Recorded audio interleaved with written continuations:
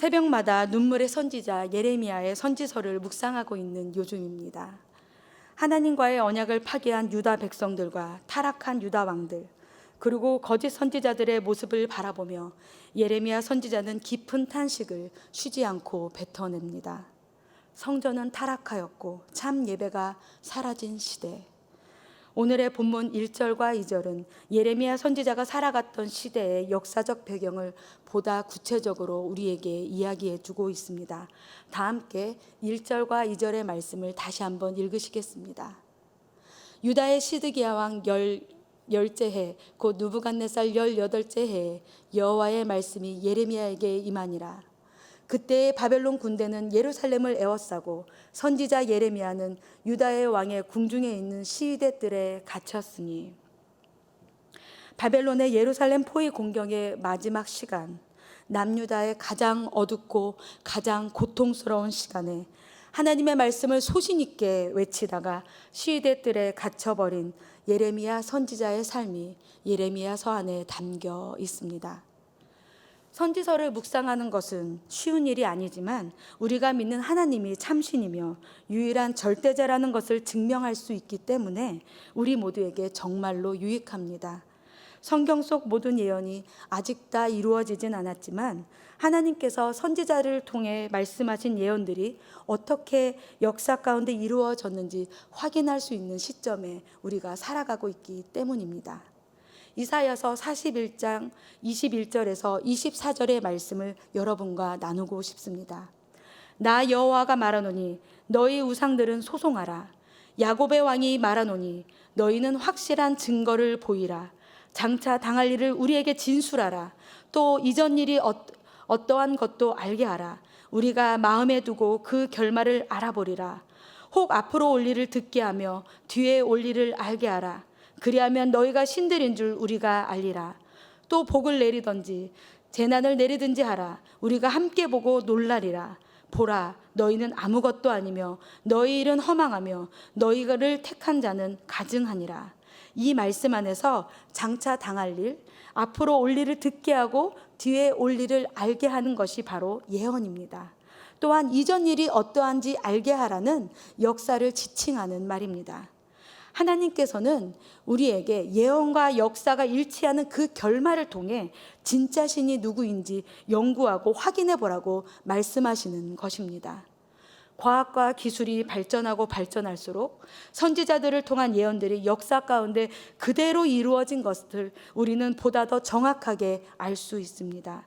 이러한 증거들은 모든 존재의 근원이신 창조주 여호와 하나님만이 유일한 진짜 신이란 것을 우리들에게 알려줍니다. 또한 선지서를 묵상함을 통해 우리는 하나님께 불순종한 이스라엘 백성들의 모습과 그들의 결과를 바라볼 수 있고, 자기들이 사역할 당시의 상황에서는 전혀 알 수 없는 앞날에 대한 예언을 여호와 하나님을 믿는 믿음으로 담대하게 외쳤던 선지자들의 모습을 발견할 수 있습니다. 선지서 안에서 거대하게 휘몰아치는 역사의 흐름, 즉 하나님의 이야기 가운데에는 여러 사람들이 등장합니다. 여러 사람들 중에는 하나님만을 의지하며 하나님의 말씀에 순종한 인물들이 등장하는데 우리는 그들을 잘 살펴볼 필요가 있습니다. 그래서 캄캄한 터널을 지나는 것 같은 현실을 살아가는 우리가 어떻게 살아가야 할지 우리가 더욱 깊이 생각해보고 그들과 같이 담대하고 든든한 믿음을 우리에게 허락해 주시기를 하나님께 간구해야 합니다. 이런 깨달음과 소원함을 갖게 하기 때문에 선지서들은 우리에게 참으로 유익한 것입니다. 하나님의 말씀은 단순히 저기 먼 이스라엘이라는 나라의 역사 이야기 정도가 아닙니다. 하나님의 말씀은 모든 믿는 자들에게 허락하신 하나님의 언약을 기억하고 기대하고 기다리게 하며 악한 세상 가운데에서도 성도로서 살아갈 용기와 힘을 우리에게 허락합니다. 눈물의 선지자라고 불리는 예레미야의 모습을 바라보면서 저는 참 깊은 도전을 받았습니다. 과연 나도 그와 같이 할 수 있을까? 사람들이 나에게 화를 내고 나를 때리고 감옥에 가두어도 그와 같이 하나님의 말씀만을 끝까지 외칠 수 있을까? 내 머리로는 이해가 되지 않고 억울하고 답답해도 하나님의 말씀만을 순전하게 외칠 수 있을까? 예레미야 선지자가 눈물을 흘리며 한탄하는 것을 가만히 살펴보다가 그럼에도 불구하고 그가 끝까지 하나님의 말씀만을 외칠 수 있었던 이유가 바로 하나님이었다는 것을 깨닫게 되었습니다. 예레미야 선지자의 삶의 주관자이시고 그의 삶의 이유였던, 그래서 그를 끝까지 붙들어 주신 여호와 하나님을 마주치게 되었습니다. 사랑하는 성도 여러분, 오늘의 말씀을 통해서 우리는 모든 역사와 모든 인생을 주관하시는 하나님을 만날 수 있습니다. 또한 주관자이신 여호와 하나님께서 신실한 주의 종들을 위로하시고 말씀하시는 참 좋은 분이심을 깨닫게 됩니다. 우리는 예레미야 선지자의 순종을 바라보며 당장은 이해가 되지 않더라도 하나님의 말씀에 어떻게 반응해야 할지 생각해 볼 수 있습니다. 오늘 우리에게 주신 말씀을 잘 이해하고 생각하며 간구하여 성도로서 복된 하루를 살아갈 수 있기를 예수님의 이름으로 축원드립니다. 여호와 하나님은 모든 역사와 모든 인생을 주관하시는 절대 주권자이십니다.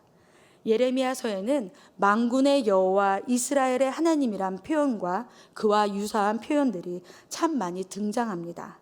만군의 여호와라는 표현은 구약 성경 안에 60여 번 정도 등장하는데 그 중에 3분의 2 이상이 예레미야서 안에서 쓰였습니다. 만군의 여호와 이스라엘의 하나님이란 표현은 왕이시며 창조주이신, 또한 만물과 역사의 주인이시고 모든 것을 보고 모든 것을 아는, 또한 각자의 행동에 따라 각 사람과 각 나라를 심판하시는 정의로운 재판관으로서의 하나님의 주권을 강조합니다. 오늘의 본문 14절과 15절에도 이 표현이 쓰여 있는데요. 예레미야서를 묵상하면서 이 표현을 마주할 때마다 우리가 믿는 하나님이 어떤 분인지 기억하시는 은혜를 누리시기를 바랍니다. 우리가 믿는 아버지 하나님이 어떤 분인지 기억할 때 연약하고 작은 우리이지만 우리도 예레미야 선지자와 같이 우리에게 맡기신 사명을 끝까지 완수할 수 있기 때문입니다. 아멘.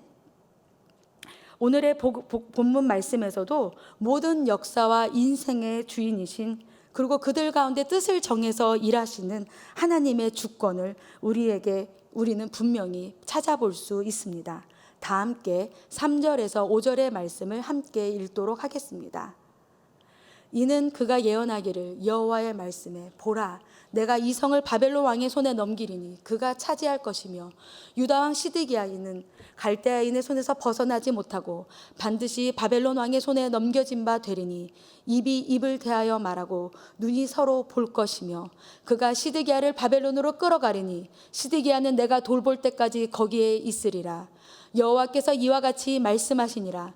너희가 갈대아인과 싸울지라도 승리하지 못하리라 하셨다 하였더니 유다 왕 시드기야가 이르되 내가 어찌하여 이같이 예언하였느냐 하고 그를 가두었음이었더라. 시드기야 왕을 향해 선포된 여호와의 심판의 예언은 다음에 3가지로 볼 수 있습니다. 첫째, 여호와께서 예루살렘 성을 바벨론 왕의 손에 넘겨서 그가 예루살렘 성을 차지할 것이다. 둘째, 시드기야 왕은 갈대아인, 즉 바벨론 사람들에게 잡혀서 바벨론 왕의 손에 넘겨지고 그와 마주보고 신문당하는 처지가 될 것이며 바벨론 왕이 시드기야를 바벨론으로 끌고 가서 여호와께서 돌아보실 때까지 바벨론에서 머물다 죽게 될 것이다. 셋째, 유다는 바벨론 사람들을 결코 이기지 못할 것이다. 열왕기하 25장과 역대하 36장을 보면 이스라엘의 역사 가운데 이 3가지 예언이 그대로 이루어진 것을 우리는 확인해 볼 수 있습니다. 예루살렘 성을 바벨론 왕에게 넘겨주신 분이 바로 여호와 하나님이십니다. 그래서 느부갓네살 왕은 예루살렘을 무너뜨릴 수 있었던 것입니다. 또한 2눈이 뽑혀 놋사슬에 결박되어 바벨론으로 끌려간 시드기야는 여호와 하나님께서 돌아볼 때, 즉 여호와 하나님께서 심판하실 때까지 바벨론 감옥에서 살다가 죽었습니다. 유다 백성들이 열정과 온 힘을 다해 최선을 다해서 노력을 다해서 바벨론 사람들과 싸웠지만 그들은 그들의 생각대로 결과를 성취할 수 없었습니다. 왜냐하면 그들의 생각과 여호와 하나님의 생각이 달랐기 때문입니다. 이렇게 한 나라의 흥망성쇠도, 한 인간의 생사화복도 주권자이신 여호와 하나님께 달려있는 것입니다. 오늘의 말씀을 통해 우리를 만나주시는 여호와 하나님은 신실한 주의 종들의 고통의 순간에 위로하시며 말씀하시는 사랑의 주님이십니다. 다 함께 6절 말씀을 읽으시겠습니다. 예레미야가 이르되 여호와의 말씀이 내게 임하였느니라. 이르시기를. 자신을 향한 심판의 예언이 마음에 들지 않았던 시드기야 왕은 선지자 예레미야에게 내가 어찌하여 그렇게 예언하였느냐 라고 원망하며 그를 왕궁에 있는 시위대 뜰에 가두었습니다. 여기에서 시위대 뜰이란 왕궁 안에 죄수를 감금하기 위해 설치하였던 감옥을 말합니다.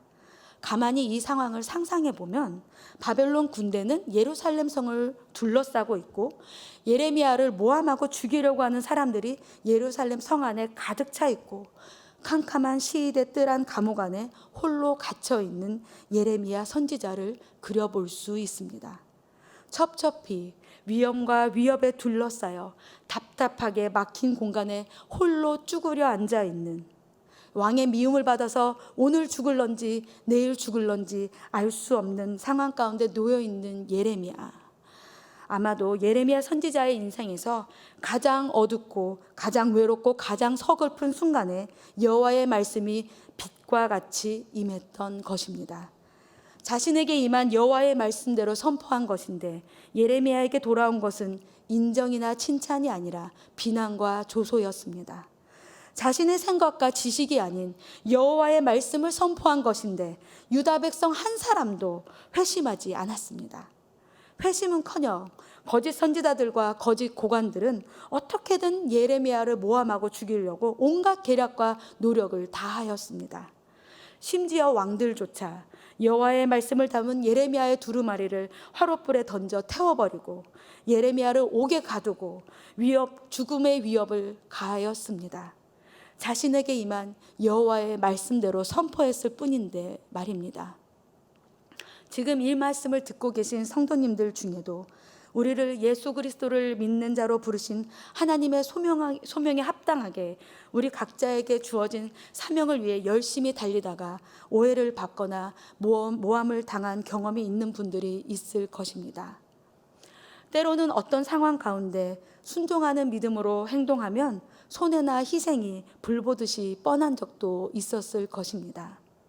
그런데도 아버지 하나님을 의지하는 마음으로 움직였을 때 자주 접하는 간증 집회의 이야기와 같이 더 많은 이익과 더 좋은 열매를 맺었던 적도 있었겠지만 역시나 예상대로 너무나 손실이 크고 괴로웠던, 너무나 아팠던 경험들을 한두 번씩 해보셨을 것입니다. 하나님의 말씀에 순종하는 믿음으로 행했는데 말입니다. 이렇게 여호와의 말씀은 우리에게 양식과 기쁨이 되고 우리 마음의 즐거움일 때도 있지만 우리 마음의 부담이 되고 우리를 힘들게 할 때도 있습니다. 때로 하나님께서는 하나님의 말씀에 반응하지 않는 세상 가운데 우리를 홀로 외롭게 두실 때도 있습니다. 저의 짧은 인생길에서도 그런 순간들에 깨달은 것들을 적은 간증들이 여러 개 있는데요. 그 간증들을 요약한 것과 같은 표현이 너무나 마음에 와 닿아서 팀 켈러 목사님의 고통에 답하다라는 책의 챕터 제목 몇 개를 여러분과 나누고 싶습니다. 12장, 지금 예수 앞에서 울 수 있다. 13장, 지금 예수를 의지할 수 있다. 14장, 지금 예수께 기도할 수 있다. 15장, 지금 예수로 생각하고 감사할 수 있다. 16장, 지금 예수로 소망할 수 있다. 여러분의 사연과도 어울리는 제목이 있는지요? 하나님의 말씀에 순종하는 믿음으로 행동했는데도 주어지는 고난과 아픔의 시간 가운데 우리는 여호와 하나님의 주권을 깊이 생각해 볼 수 있습니다. 우리들의 삶의 모든 순간을 사용하시는 하나님의 신실하심을 경험할 수 있습니다. 챕터 제목과 같은 그런 체험들을 통해 근심의 부재가 아닌 하나님의 임재를 구할 수 있게 됩니다. 그 어둡고 캄캄하고 외롭고 서글픈 시간에 홀로 울고 아파했던 시간에 우리를 찾아오셔서 위로하신 하나님과의 사연들이 우리 모두에게 있습니다.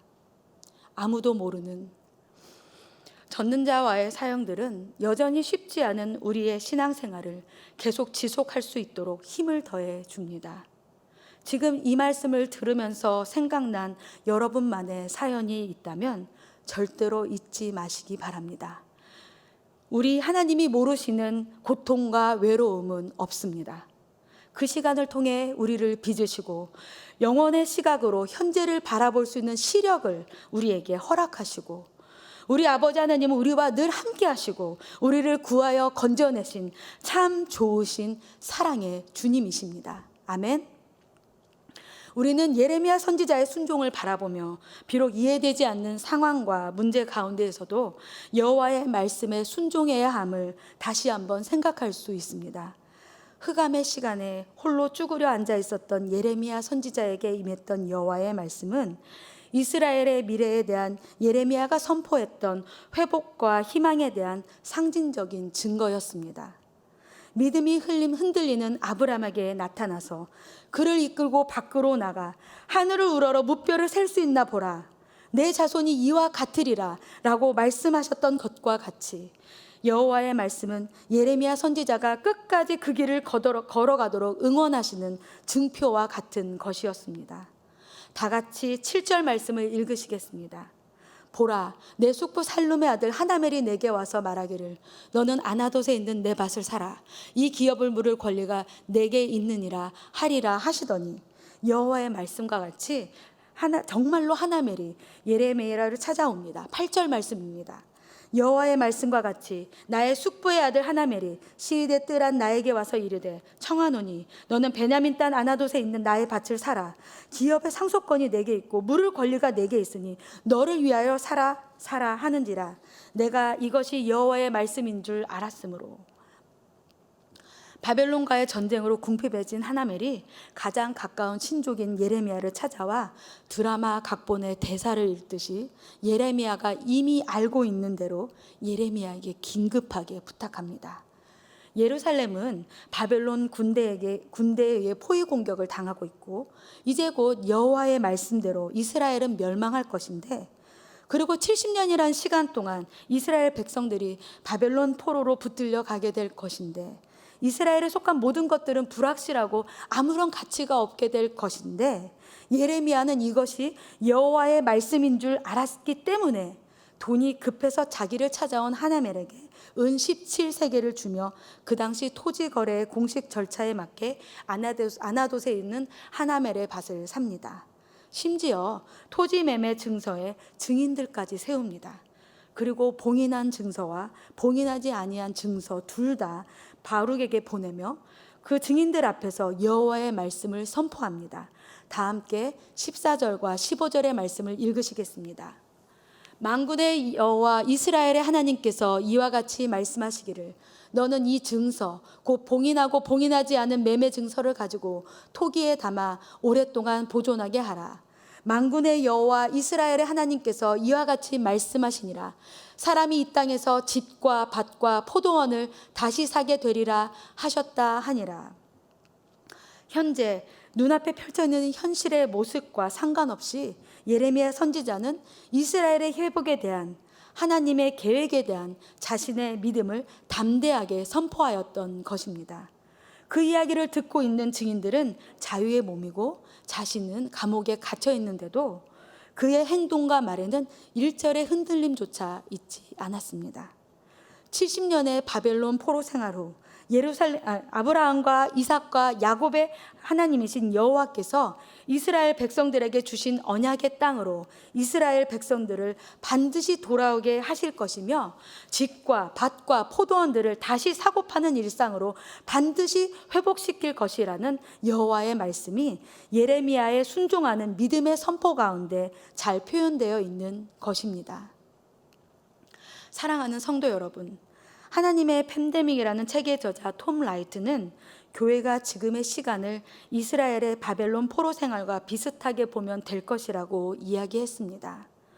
이스라엘 백성들이 혼란스럽고 서러운 마음으로 바벨론 강가에 앉아 수금을 걸어놓고 한없이 울고 있었던 것과 같이 생전 처음 맞이하는 코로나 사태로 모두가 아파하고 힘들어하는 시간을 우리는 보내고 있습니다.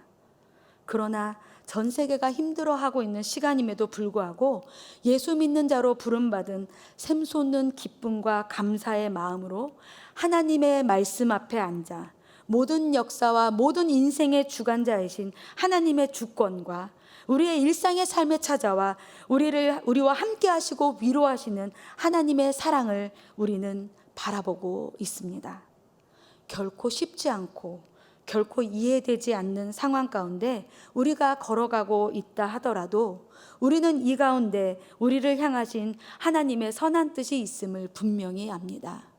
예레미야 29장 11절의 말씀과 같이 우리를 향한 하나님의 생각은 우리의 평안과 미래와 희망을 주는 것이라는 것을 우리는 분명히 알고 있습니다. 그렇기 때문에 예레미야 선지자와 같이 수많은 믿음의 선조들과 같이 오늘 하루도 순종하는 믿음의 삶을 우리는 살아갈 수 있는 것입니다. 고 오천석 박사님의 실화집에 실린 노란 손수건이라는 이야기를 모두들 기억하실 것입니다. 4년 동안 감옥살이를 마치고 이제 집으로 돌아가는 빙고라는 이름을 가진 아저씨의 이야기입니다. 전과자인 자신을 용서하고 다시 받아들일 생각이라면 마을 어귀에 커다란 참나무에 노란 손수건을 메어달라고 아내에게 편지를 보낸 채 그는 굳어진 얼굴로 덜컹덜컹 버스를 타고 마을을 향해 가고 있었습니다. 노란 손수건이 매달려 있으면 버스에서 내려 집으로 돌아갈 것이고 노란 손수건이 보이지 않으면 그냥 버스를 타고 어디론가 가버리겠다는 생각뿐이었습니다. 여러분이 기억하고 있듯이 그 참나무는 온통 노란 손수건의 물결로 뒤덮여 있었습니다. 20개, 30개, 아니 수백 개가 넘는 노란 손수건이 바람 속에서 환영의 깃발을 흔들듯이 흔들리고 있었습니다. 하나님의 주권과 하나님의 사랑을 깨달아 알고 있는 우리들이 성도로서 하나님의 말씀에 순종하는 믿음의 행동을 하는 것, 그래서 아버지 하나님과 우리만 알고 있는 깊은 사연들이 바로 이 노란 손수건이라는 생각이 들었습니다. 하나님만을 사랑합니다. 모든 역사와 모든 인생의 주관자이신 하나님만을 믿습니다. 비록 오늘은 제가 실수하고 제대로 하지 못했지만 내일은 더 열심히 하나님 말씀에 순종할게요. 하나님만을 바라볼게요. 그런 고백으로 하루하루를 매듭짓는 성도들의 이야기 말입니다. 사랑하는 성도 여러분, 오늘이라는 삶을 살아가면서 저와 함께 인생이라는 커다란 참나무에 노란 손수건을 메어달지 않으시겠습니까? 하늘나라에 가서 우리 함께 이야기 나눌 때 빙고 아저씨와 동승한 젊은이들이 함성을 지르고 춤을 추듯 뛰었던 것과 같이 서로의 사연 속에 아버지 하나님과 함께 찬양하는 날, 그날이 곧 오기를 저는 고대합니다. 그때 함께 춤추며 기쁨의 노래를 부르는 자리에 다 함께 마주할 수 있는 모든 성도님들이 되시기를 예수님의 이름으로 축원드립니다. 오늘 주신 말씀을 기억하며 하나님의 주권과 사랑을 인정하고 감사하는 기도를 드렸음 합니다.